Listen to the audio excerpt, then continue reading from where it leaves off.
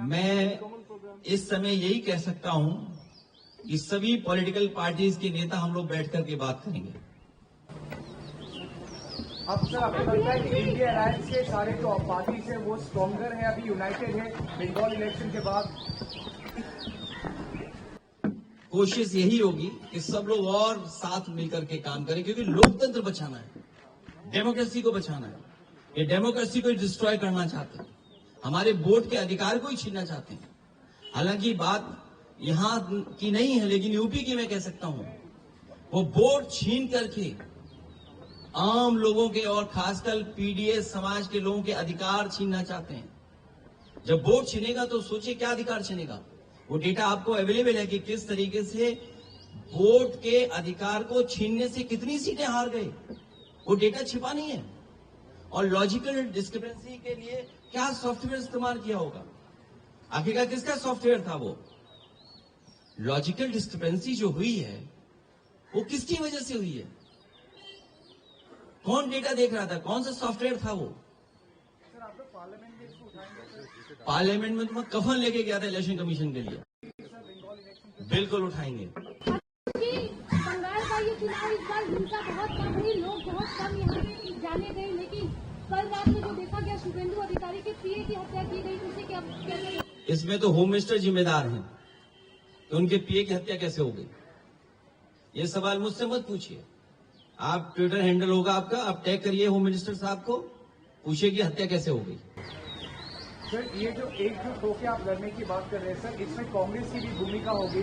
Sir हम लोग UP election से भी पहले देखे हैं, बंगाल इलेक्शन से पहले हम लोग ने देखा कि शायद ऑपोजिशन एक साथ नहीं हो पाए, कांग्रेस नहीं आ पाया सर। कांग्रेस को कोई एडवाइस देंगे सर? मैं किसी को एडवाइस देने के लिए नहीं आया हूं।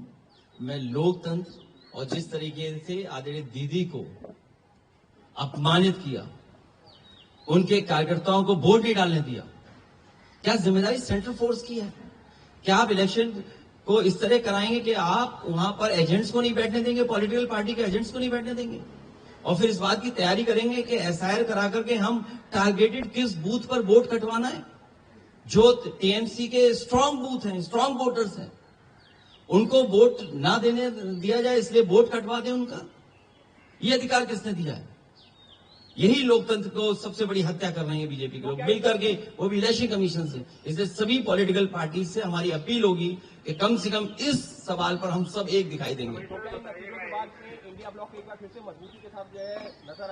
हम सब पॉलिटिकल पार्टी के लोग एक साथ खड़े हुए दिखाई देंगे। सर ये सवाल मैं आपसे लास्ट टाइम भी पूछने की कोशिश किया था सर।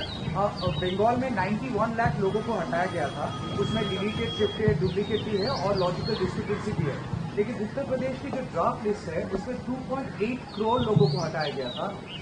कोई कॉन्फर्मेशन है सर कितने रोहिंग्या मिले उधर से? और क्योंकि बंगाल में जिन लोगों को हटाया गया सबको बोला गया था कि रोहिंग्या है।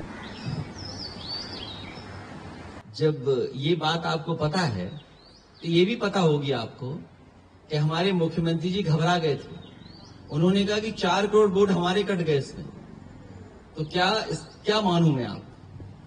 अगर हमारे उत्तर प्रदेश के मुख्यमंत्री ये शिकायत करें इलेक्शन कमीशन को कि 4 करोड़ वोट हमारे कट गए, तो इस सवाल का जवाब तो हमारे उत्तर प्रदेश के मुख्यमंत्री देंगे कि जिन्होंने कहा कि 4 करोड़ वोट कट गए हमारे।